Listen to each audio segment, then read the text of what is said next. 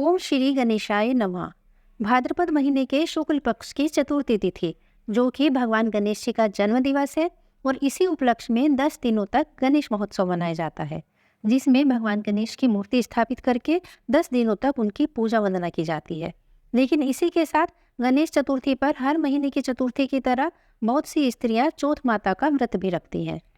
चतुर्थी तिथि पर कुंवारी लड़कियां अपना मनचाहा वर प्राप्त करने के लिए और सुहागिन स्त्रियां अपने पति की लंबी आयु के लिए चौथ माता का यह व्रत करती है। इस व्रत में भगवान गणेश जी के साथ चौथ माता की पूजा की जाती है और उसके साथ ही चौथ माता की कहानी सुनी जाती है।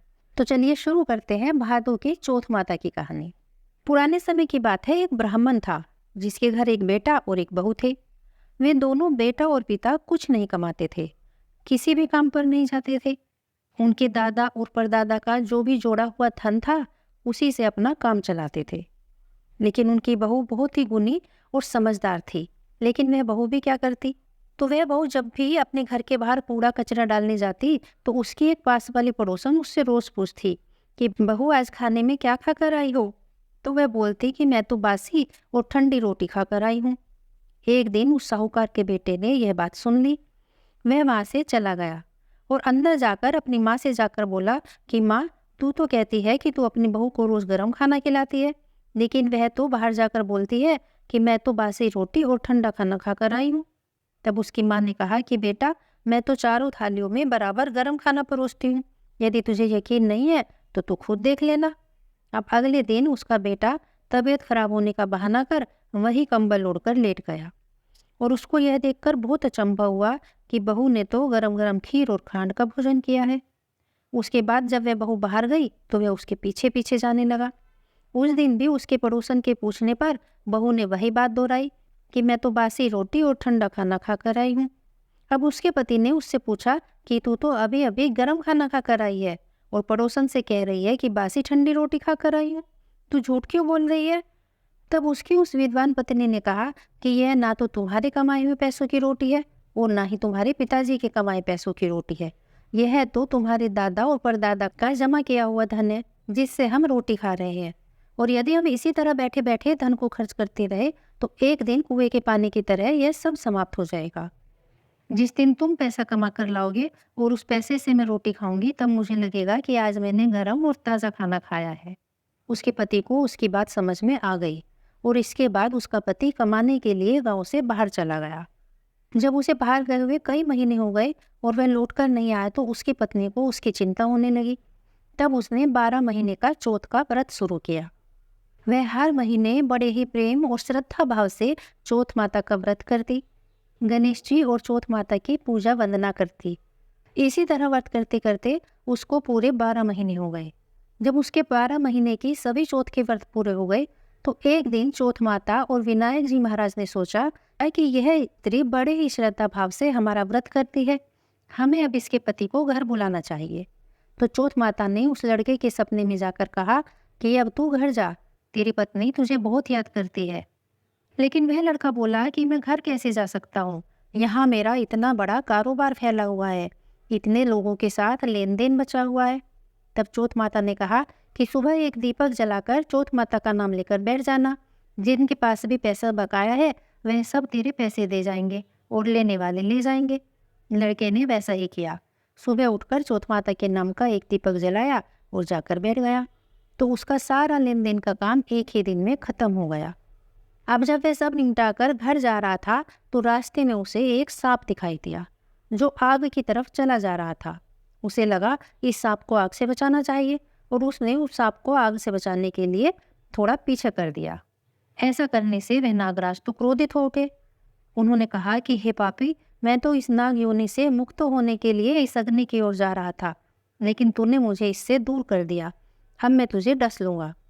तो वह लड़का बोला कि हे नागराज, मैंने तो आपके प्राण बचाने के लिए आपको उस अग्नि से दूर किया था, फिर भी अगर आपको मुझे डसना ही है तो आप जरूर डस लीजिएगा, लेकिन मैं बहुत समय के बाद अपने घर वापस जा रहा हूँ।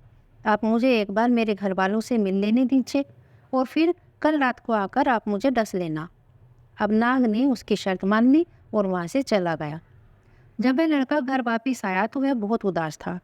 उसकी पत्नी ने उससे पूछा कि इतने समय के बाद अपने घर लौट कर आए हो, तो फिर इतने उदास क्यों हो? तब उस लड़के ने अपनी पत्नी को रास्ते में नागराज की सारी बात बताई। उसकी पत्नी बहुत चतुर थी। रात को जब उसका पति जाकर सो गया तो उसकी पत्नी ने उसके कमरे के बाहर की सीढ़ी पर, एक सीढ़ी पर दूध का कटोरा रख दिया, दूसरी सीढ़ी पर बालू की रेत बिछा दी, तीसरी पर फूलों की माला बिखेर दी और चौथी पर इत्र छिड़क दिया और पांचवी पर मिठाई रख दी, छठी सीढ़ी पर जौ और सातवीं सीढ़ी पर रोटी रख दी।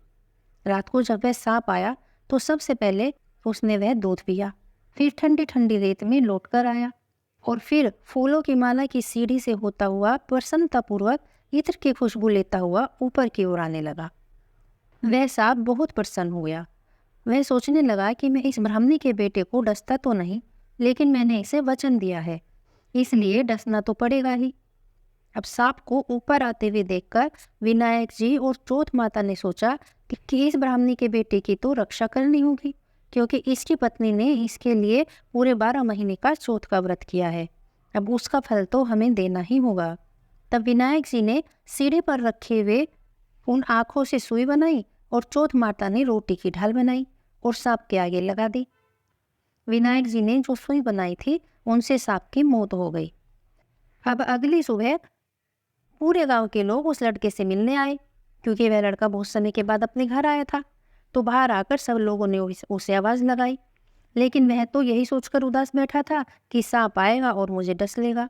और इसी उदासी में ना तो उसने उनकी आवाज़ सुनी और ना ही उन्हें जवाब दिया।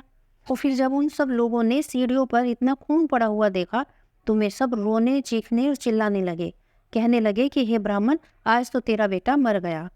ये देखकर ब्राह्मणी भी जोर जोर से रोने लगी।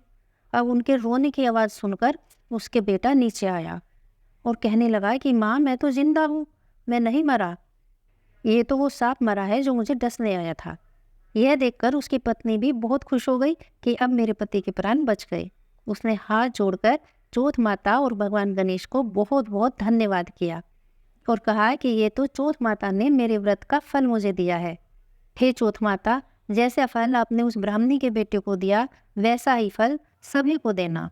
कहानी कहने वाले और सुनने वाले, हुंकारा भरने वाले सबको, पूरे परिवार को देना। बोलिए चौथ माता की जय, बोलिए गणेश भगवान की जय। तो यह थी भादों के चौथ माता की कहानी। आशा करती हूँ आपको पसंद आई होगी। आगे के आने वाले वीडियो में भादों की चौथ पर चंद्र दर्शन करने से कलंक क्यों लगता है, और अगर गलती से आप चंद्र दर्शन कर ले तो फिर उसका निवारण क्या है, ये दोनों कहानियाँ भी जरूर सुनिएगा। ओम श्री गणेशाय नमः।